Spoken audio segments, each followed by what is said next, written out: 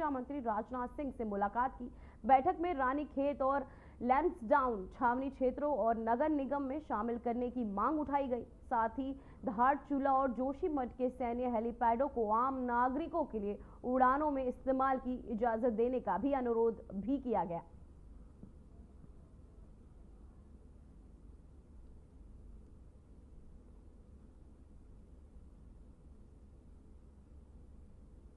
तो वहीं सीएम धामी की रक्षा मंत्री से अहम मुलाकात, जहां छावनी क्षेत्रों में विलय पर ये चर्चा की गई। साथ ही हेलीपैड उड़ानों की मंजूरी की मांग भी इस बैठक के दौरान सीएम धामी ने रक्षा मंत्री से की। साथ ही आपको बताते चले, रक्षा मंत्री राजनाथ सिंह और सीएम पुष्कर सिंह धामी की अहम मुलाकात, जहां कई मुद्दों पे दोनों ने साथ बैठकर मुख्यमंत्री पुष्कर सिंह धामी के निर्देश पर देहरादून के पत्रकारों और उनके परिजनों के लिए स्वास्थ्य एवं सूचना विभाग के तहत संयुक्त रूप से निःशुल्क स्वास्थ्य शिविर आयोजन किया गया। इस विशेष कैंप में 350 से अधिक पत्रकारों व परिजनों का स्वास्थ्य परीक्षण भी किया गया है।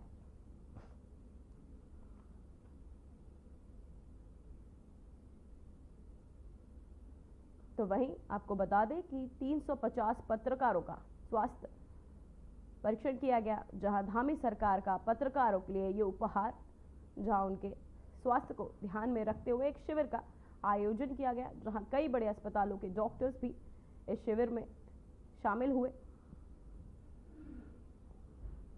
तो वहीं देहरादून में उत्तराखंड के मुख्यमंत्री पुष्कर सिंह धामी के निर्देश पर राज्य सूचना निदेशालय परिसर में स्वास्थ्य जांच शिविर का आयोजन किया गया। इस शिविर में लोगों की सुविधा के लिए 200 से अधिक स्वास्थ्य जांचें पूरी तरह से निःशुल्क की जा रही। शिविर का उद्देश्य कर्मचारियों और आम नागरिक को स्वास्थ्य के प्रति जागरूक करना और समय पर जांच की सुविधा उपलब्ध करवाना है। शिविर में विशेषज्ञ डॉक्टरों की टीम मौजूद रही, साथ ही जिन्होंने जांच के साथ साथ आवश्यक परामर्श भी लोगों को दिए। साथ ही स्वास्थ्य विभाग और अन्य सहयोगी संस्थाओं की मदद से शिविर को सफलतापूर्वक संचालित किया गया।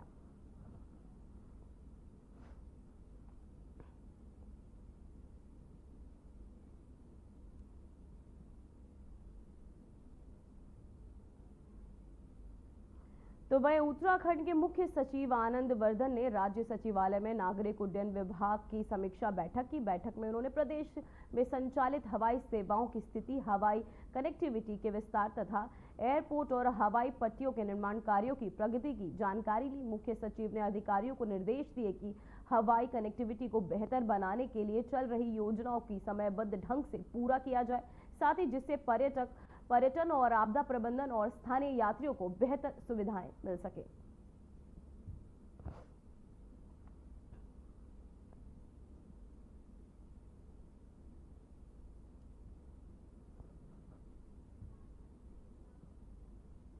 तो वहीं केदारनाथ घाटी में हेलीकॉप्टर सेवाएं आज से दोबारा शुरू हो गई हैं। 15 जून को गौरीकुंड में हुए हेलीकॉप्टर क्रैश के बाद सेवाएं अस्थायी रूप से बंद कर दी गई थी। हादसे में 7 लोगों की दर्दनाक मौत हो गई थी। सुरक्षा जांच और मापदंडों की समीक्षा के बाद अब सेवाएं बहाल कर दी गई है।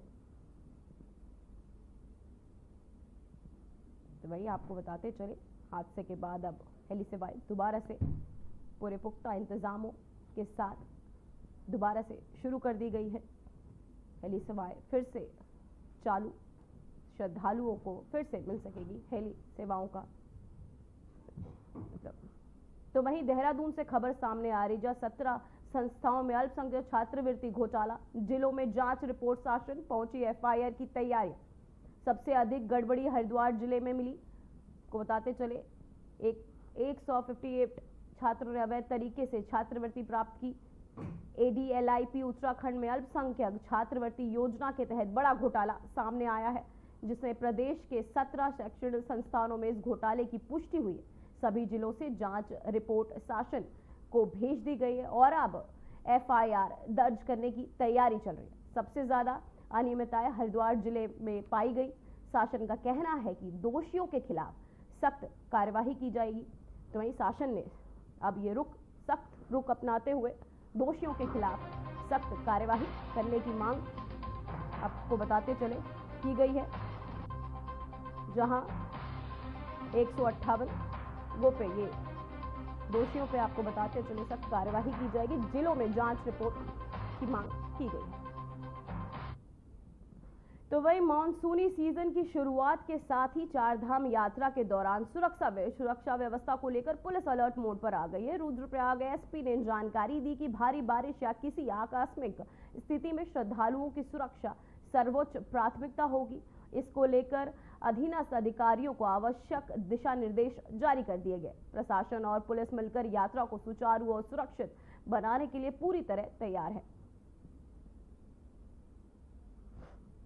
हमारी तैयारियां पूरी तरीके से हो चुकी है, क्योंकि केदारनाथ यात्रा अभी तक बहुत अच्छे सर से रही और इस साल जो यात्रा रही वो जिस जैसे हर साल यात्रा बढ़ी है, हमारी इस साल भी यात्रा हाईएस्ट पॉइंट पे पहुंच चुकी है।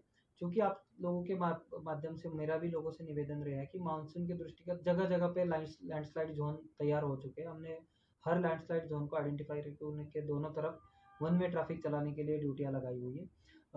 सबसे बड़ी कंसर्न हमारे के लिए सोनप्रयाग से आगे गौरीकुंड और गौरीकुंड से श्री केदारनाथ मंदिर तक का पैदल मार्ग है, जिसमें कल भी एक कैजुअलिटी हमें पत्थर आने से मिली है।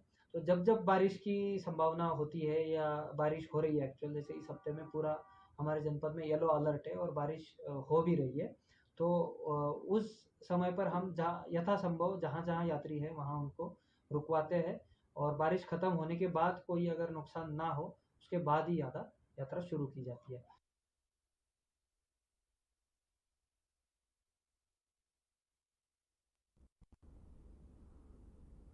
तो वहीं हरिद्वार की पवित्रता को शर्मसार करने वाला एक वीडियो सामने आया, जहां नेशनल हाईवे पर एक युवती से की गई अश्लील हरकत कैमरे में कैद हो गई। उत्तर प्रदेश नंबर की गाड़ी में सवार युवकों ने बीच सड़क पर शर्मनाक इशारे किए। वीडियो वायरल होते ही हरिद्वार पुलिस ने संज्ञान लेकर मुकदमा दर्ज कर लिया है। सवाल ये उठ रहा है कि क्या पर्यटन की आड़ में अब हरिद्वार की मर्यादा को लांघने की छूट मिल रही है।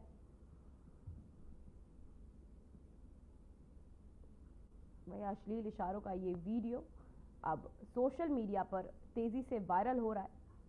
हाईवे पर युवती के साथ ये वारदात। तो वही हरिद्वार के कनखल थाना क्षेत्र में एक दिल दहला देने वाली वारदात सामने आई है। श्री कुंज विहार कॉलोनी में एक युवक और उसकी पत्नी का शव घर के भीतर मिला। युवक का शव फंदे से लटका हुआ था, जबकि पत्नी की हत्या की गई थी। सूचना मिलते ही मौके पर पहुंची पुलिस ने दोनों शवों को कब्जे में लेकर पोस्टमार्टम के लिए भेज दिया है। तो वहीं सीओ सिटी शिशुपाल सिंह नेगी ने के मुताबिक मृतक ऋषि और उनकी पत्नी वर्षा के बीच बीती शाम किसी बात को लेकर विवाद हुआ था। गुस्से में आकर ऋषि ने पहले पत्नी की हत्या कर दी, फिर खुद फांसी लगाकर लटक गया।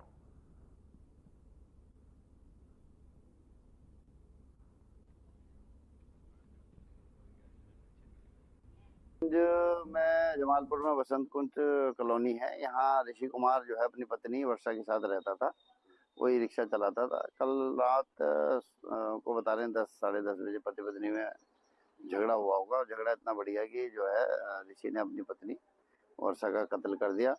जब उसे कत्ल हो गया तो उसने जो है स्वयं को भी फांसी के फंदे पे लटक के आत्महत्या कर ली है।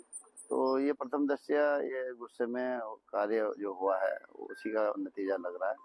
तो अब बाकी आवश्यक कार्रवाई की जा रही है। पंचायतनामा पोस्टमार्टम की कार्रवाई की जा रही है। फॉरेंसिक टीम मौके पे सर, फॉरेंसिक टीम मौके पे है, वो बारीकी से उसका वो कर रही है। तो बाकी जैसे भी होगी आवश्यक कार्रवाई जांच करी जा रही है। प्रथम दृष्टया ये सुसाइड और हत्या का मामला है।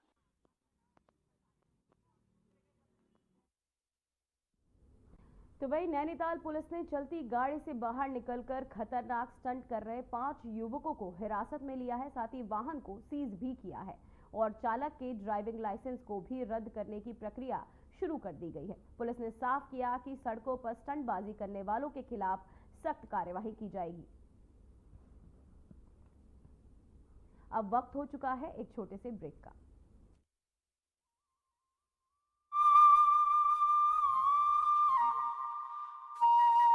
उत्तराखंड, जिसे देवों की भूमि कहा जाता है, न केवल अपनी आध्यात्मिकता के लिए प्रसिद्ध है, बल्कि यहाँ का साहसिक पर्यटन भी पर्यटकों को आकर्षित करता है। यहाँ के पर्वतीय इलाकों, नदियों और जंगलों ने इस राज्य को साहसिक पर्यटन के लिए एक आदर्श स्थान बना दिया है। उत्तराखंड में साहसिक पर्यटन के कई रूप हैं, जो पर्यटकों को रोमांच और प्रकृति के निकट ले जाते हैं। रोमांचित कर देने वाले white water rafting, bungee jumping, jet skiing, rock climbing, paragliding, trekking, ice skiing के अनुभव ने इस राज्य को साहसिक पर्यटन केंद्र के रूप में स्थापित किया है। पर्यटन के क्षेत्र में रोजगार की अपार संभावनाएं हैं। यहाँ हर साल 5 लाख से अधिक पर्यटक राफ्टिंग के लिए आ रहे हैं। इस तरह की रोमांचक गतिविधियां कारोबार के साथ ही रोजगार का भी जरिया बन रही हैं। गंगा पर व्हाइट वाटर राफ्टिंग उत्तराखंड में सबसे पसंदीदा साहसिक गतिविधियों में से एक है, जो अब पर्यटन उद्योग का अभिन्न हिस्सा बन चुकी है। इससे स्थानीय समुदाय को अपनी अर्थव्यवस्था को विकसित करने के अवसर भी मिलते हैं, जैसे स्थानीय उत्पादों की बिक्री, ट्रांसपोर्ट और यात्रा सेवाएं, होटल और रेस्टोरेंट व्यवसाय में वृद्धि।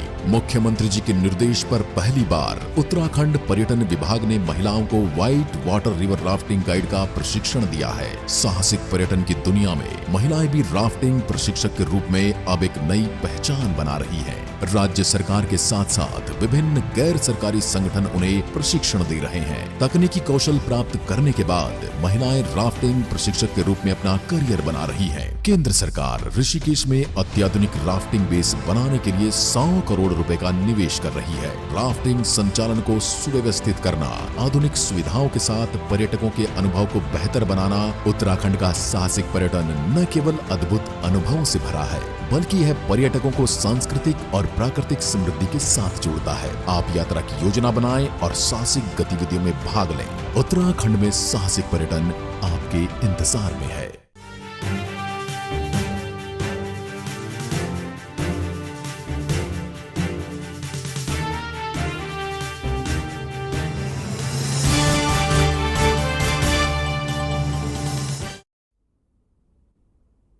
ब्रेक के बाद खबरों में एक बार फिर आपका स्वागत है। तो वहीं रुड़की के कर्नल एनक्लेव में महिलाओं के बीच मारपीट का वीडियो वायरल हो गया।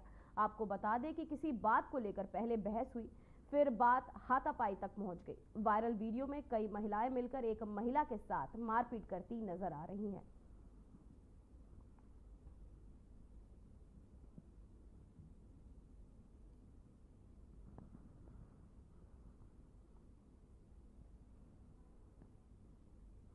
तो वहीं रुड़की के नारसन क्षेत्र में तेज रफ्तार स्कॉर्पियो ने ड्यूटी पर तैनात बाइक सवार जवानों को मारी टक्कर। साथ ही हादसे में पीआरडी जवान धनपाल की मौके पर ही दर्दनाक मौत हो गई, जबकि होमगार्ड प्रदीप गंभीर रूप से घायल हो गए। घायल को आपको बता दें कि हायर सेंटर रेफर किया गया। पुलिस ने वाहन कब्जे में लेकर शव पोस्टमार्टम के लिए भेजा।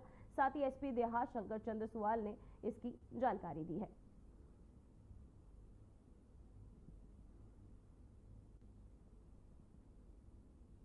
थाना मंगलौर क्षेत्र नारसन में एक स्कॉर्पियो गाड़ी से हमारे जो ड्यूटी में 2 जवान थे, एक पीआरडी से थे, एक होमगार्ड से थे, उनकी हेड टू हेड टक्कर लगी है, जिसमें जो हमारे पीआरडी के जवान थे जो गाड़ी चला रहे थे उनको बहुत इंजरी आई थी। तो हॉस्पिटल ले जाते समय ऑन द वे उनकी डेथ हो गई।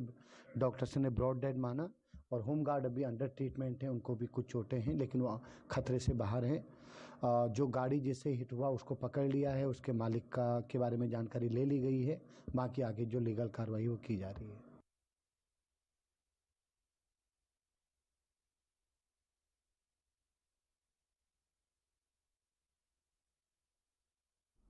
तो वही चमोली के पीपल कोटी में सोमवार रात सड़क हादसे के बाद युवकों में जमकर हंगामा किया। टक्कर के बाद सड़क पर हुड़दंग मचाने वाले 6 युवकों को पुलिस ने मौके से ही हिरासत में लिया।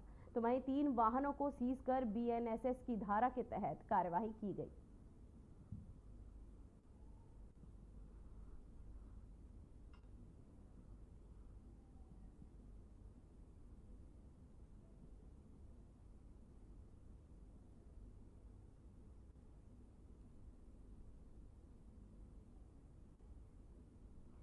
तो वहीं पौड़ी गढ़वाल पुलिस की श्रीनगर में सख्त कार्यवाही देखने को मिली, जहां सघन चेकिंग अभियान में मॉडिफाइड साइलेंसर की काली फिल्म लगे शीशों वाले वाहनों पर शिकंजा कसा गया। साथ ही कई वाहनों का चालान भी काटा गया और कुछ को सीज भी किया गया है। तो वही पुलिस ने यातायात नियमों के उल्लंघन पर ये सख्ती के निर्देश दिए हैं।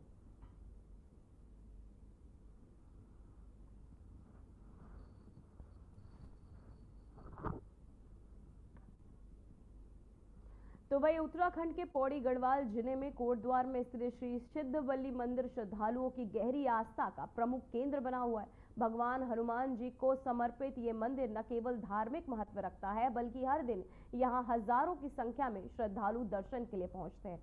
मंदिर का शांत वातावरण, कलकल बहती मंदाकिनी जैसी कोसी नदी और चारों ओर फैली हरियाली श्रद्धालुओं को आध्यात्मिक शांति का अनुभव कराती है। मंदिर में विशेष रूप से मंगलवार और शनिवार को भारी भीड़ रहती है। त्योहारों, विशेष अवसरों पर, वार्षिक मेलों पर यहाँ श्रद्धालुओं की भीड़ कई गुना बढ़ जाती है। तो वही प्रशासन और मंदिर समिति के तहत श्रद्धालुओं की सुविधाओं के लिए विशेष प्रबंध भी किए जाते हैं।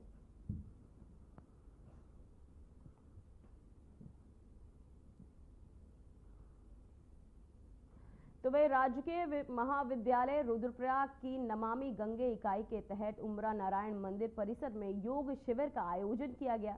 शिविर में स्थानीय लोगों, छात्रों और महाविद्यालय के शिक्षकों ने उत्साहपूर्वक भाग लिया। इस अवसर पर प्रशिक्षित योग विशेषज्ञों ने विभिन्न योगासन का, प्राणायाम का अभ्यास करवाया तथा योग के शारीरिक और मानसिक लाभों पर विस्तार से जानकारी भी दी।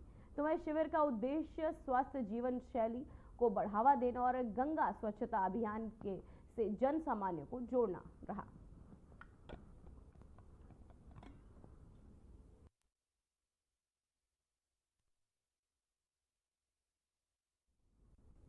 तो वहीं उत्तराखंड में इस साल की चारधाम यात्रा पूरे जोरों पर है। 2 मई से 15 जून तक कुल मिलाकर चारों धामों केदारनाथ, बद्रीनाथ, गंगोत्री, यमुनोत्री के करीब 31 लाख श्रद्धालु दर्शन कर चुके हैं। वहीं केवल केदारनाथ धाम की बात करें तो यहां अब तक 10 लाख से अधिक श्रद्धालु दर्शन कर चुके हैं। हर दिन हजारों की संख्या में श्रद्धालु यात्रा पर पहुंच रहे हैं, जिससे पूरे राज्य में भक्तिमय माहौल बना हुआ है। इस पूरे मामले में चारधाम यात्रा कमेटी ने क्या जानकारी दी, आइए सुनते हैं। देखिए, 2 मई से लेके अगर हम 15 जून तक के आंकड़े देखें तो चारों धाम में अभी तक सब मिला के ऑलमोस्ट 31 लाख के आसपास यात्रियों ने दर्शन कर चुके हैं। और मई में जितने यात्री आए थे उतनी ही तादाद में यात्रियों की संख्या जून में भी है। और आने वाले दिनों में हम जो एक्सपेक्ट कर रहे हैं कि जून के अंत तक ये आंकड़ा ऑलमोस्ट 35 लाख क्रॉस कर जाएगा।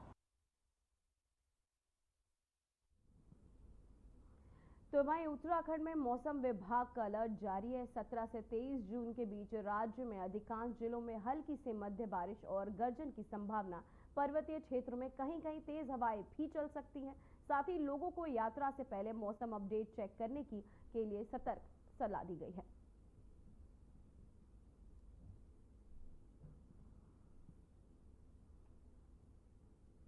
अब वक्त हो चुका है एक छोटे से ब्रेक का। तो वहीं आपको बताते चलते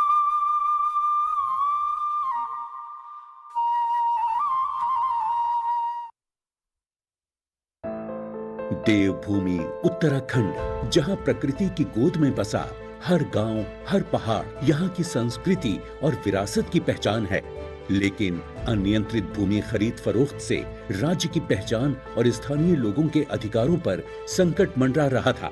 राज्य सरकार ने इस चुनौती को गंभीरता से लिया और उत्तराखंड विधानसभा ने सख्त भू कानून विधेयक पारित कर दिया है, जो उत्तराखंड की जमीन को सुरक्षित रखने के लिए एक ऐतिहासिक कदम है। भू कानून उत्तराखंड राज्य के लोगों की बहुत लंबे समय से मांग थी। उनकी जन भावनाओं के अनुरूप हमने भू कानून को प्रस्तुत किया, उसको विधानसभा ने उसको पारित किया है। सभी बातों का ध्यान में रखते हुए कि हमारी भूमि की जो खरीद फरोख्त है वो भी जो है न हो, और हमारा जो निवेश है वह भी किसी रूप में प्रभावित न हो, यानी कि इकोलॉजी, इकोनॉमी दोनों में संतुलन रहे और लोगों की जन भावनाएं आगे बढ़े। नए भू कानून के तहत बाहरी व्यक्ति हरिद्वार व उधम सिंह नगर को छोड़कर शेष 11 जिलों में कृषि एवं बागवानी के लिए भूमि नहीं खरीद सकेंगे। एमएसएमई के लिए भूमि खरीद की अनुमति का अधिकार जिला अधिकारी से हटाकर उत्तराखंड शासन को दिया गया है। उद्योग, पर्यटन, शिक्षा, स्वास्थ्य संबंधी प्रोजेक्ट्स लगाने के लिए अगर जमीन खरीदना है तो संबंधित विभाग और शासन से स्वीकृति लेनी होगी। नए कानून के तहत आवासीय उपयोग के लिए 250 वर्ग मीटर भूमि खरीदने के लिए शपथ पत्र देना होगा। भूमि खरीद की प्रक्रिया की निगरानी सरकार के विशेष पोर्टल से होगी। गलत तरीके से इस्तेमाल की गई जमीन को सरकार जब्त कर सकेगी। इस कानून से उत्तराखंड वासियों की जमीन सुरक्षित होगी, गांवों में विकास होगा और राज्य की प्राकृतिक धरोहर को नया जीवन मिलेगा। सेवा, सुशासन और विकास के 3 वर्ष।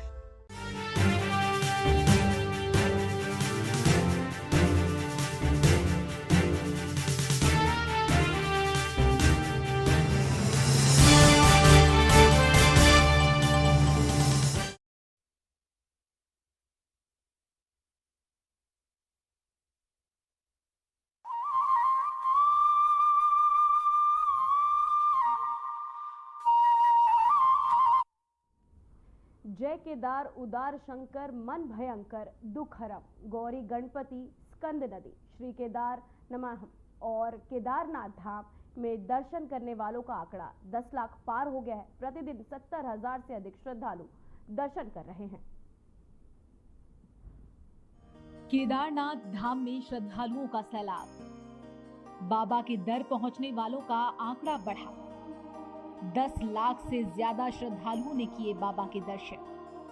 पवित्रता और दिव्यता की मिसाल बाबा केदारनाथ, जहां हर कदम पर मानो आस्था झलकती है। यही वजह है कि केदारनाथ धाम में श्रद्धालुओं का सैलाब निरंतर बढ़ता ही जा रहा है। बाबा के दरबार में पहुंचने वालों का आंकड़ा 10 लाख पार हो चुका है, क्योंकि केदारनाथ एक ऐसे दिव्य स्वप्न की तरह है जो सिर्फ शिव शंकर की कृपा से ही साकार होता है। केदारनाथ सिर्फ एक मंदिर नहीं, हिमालय पर्वतों के बीच एक ऐसा अलौकिक तीर्थ है जहाँ की आबो हवा में, जहाँ की वातावरण में शिव तत्व की सहज सुगंध पाई जाती है। भगवान शिव की कृपा से एक बार फिर से बाबा केदारनाथ के धाम में दिव्य दर्शनों का सौभाग्य पाकर लोग बाग कृतार्थ हो रहे हैं। केदारनाथ धाम में श्रद्धालुओं की भारी भीड़ देखने को मिल रही है। अब तक कुल 10 लाख से भी ज्यादा श्रद्धालु बाबा केदार के दर्शन कर चुके हैं। हर दिन हजारों की संख्या में लोग पैदल यात्रा कर बर्फीली पहाड़ियों के बीच स्थित इस दिव्य स्थल पर पहुंच रहे हैं। यात्रा आसानी से हो, उन्हें कोई दिक्कत ना हो, इसके लिए धामी सरकार के साथ साथ जिला प्रशासन कदम ताल कर रहा है। यही वजह है कि श्रद्धालुओं ने भी पुलिस प्रशासन की व्यवस्थाओं को सराहा है। श्रद्धालुओं ने उत्तराखंड पुलिस और प्रशासन द्वारा किए गए प्रबंधन और उनकी व्यवस्थाओं की जमकर सराहना की है। वो कह रहे हैं कि यात्रियों की सुविधा और सुरक्षा के लिए प्रशासन सराहनीय कार्य कर रहा है। मैं केदारनाथ आज 5वीं बार आया हूँ मेरे 2 बड़े भाइयों के साथ। हर बार तो मेरे को दर्शन बहुत अच्छी तरीके से होते थे, लेकिन इस बार जो यहाँ व्यवस्था थी और ये जो नया कॉरिडोर इस बार बनाया गया है, ये काफी अच्छा लगा मुझे। और जो दर्शन है वो तो हर बार की तरह बेहतरीन हुए मुझे। और जितने भी यहाँ व्यवस्था है, ये भंडारे की, ये सब कुछ जो पुलिस प्रशासन है, सब कुछ बहुत ही बेहतरीन हुआ है। मैं आशा करता हूँ आप सब भी 2025 में केदारनाथ धाम की यात्रा करेंगे। अच्छा है, व्यवस्था बहुत अच्छी है। पुलिस प्रशासन द्वारा बहुत अच्छी व्यवस्था है। पूरे यात्रियों का हर जगह सहयोग किया जा रहा है। मैंने देखा रास्ते में कुछ नए बच्चे जो इधर उधर की हरकतें कर रहे थे, पुलिस प्रशासन द्वारा उनको गाइड किया गया, रोका गया और उनको इंस्ट्रक्शन दिया गया। ये बहुत ही अच्छी व्यवस्था, बहुत खूबसूरत व्यवस्था। बहुत बढ़िया दर्शन हुआ। थोड़ा सा कठिन यात्रा है क्योंकि रास्ते में काफ़ी चैलेंजेस हैं, लेकिन पुलिस और प्रशासन का इंतज़ाम बहुत ही बढ़िया रहा। उन्होंने काफ़ी कोऑपरेट करा। मेरी 3 साल की बेटी है जिसके साथ मैं गया। मेरी मदर की उम्र लगभग 70 साल है, वो मेरे साथ थी। हम लोगों ने भी काफ़ी अच्छा एंजॉय किया, कोई प्रॉब्लम नहीं आई। जी हाँ, उत्तराखंड के पवित्र केदारनाथ धाम में इन दिनों भक्तों की भारी भीड़ देख रहे हैं आप। 10 लाख से ज्यादा श्रद्धालु बाबा के दर्शन कर चुके हैं और यहाँ की व्यवस्थाओं से गदगद हैं। आखिर हो भी क्यों ना, जिस भूमि की रज में ही आध्यात्मिकता समाई हो, वहाँ की एक झलक मात्र से ही मन शांत हो जाता है। इसीलिए यहाँ श्रद्धालुओं की आंखों में प्रेम और बाबा भोलेनाथ के प्रति अटूट आस्था देखने को मिल रही है। केदारनाथ धाम में श्रद्धा का सैलाब का आलम ये है कि भक्ति से केदारनाथ गूंज रहा है। इस धाम के धार्मिक महत्व की बात करें तो हिमालय के उत्तुंग शिखर पर स्थित केदारनाथ भारत के 12 ज्योतिर्लिंगों में से एक है। ये धाम न केवल भौतिक दृष्टि से उच्च है, बल्कि आध्यात्मिक दृष्टि से भी परम उत्कर्ष का केंद्र है।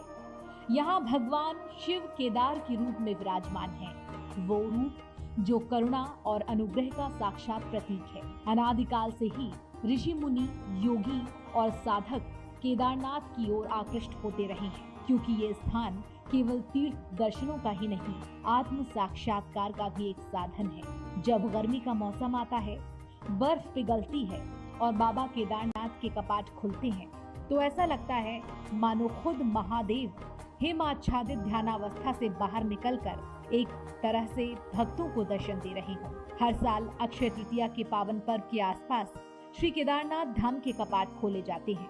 ये केवल एक धार्मिक परंपरा नहीं है यहाँ की, बल्कि चेतना के उद्घाटन का एक पर्व होता है। वैदिक ऋचाओं के साथ, रुद्राभिषेक के साथ, नाद योग के साथ और मंत्रोच्चारण के साथ पूरा वातावरण मानिए शिवमय हो जाता है।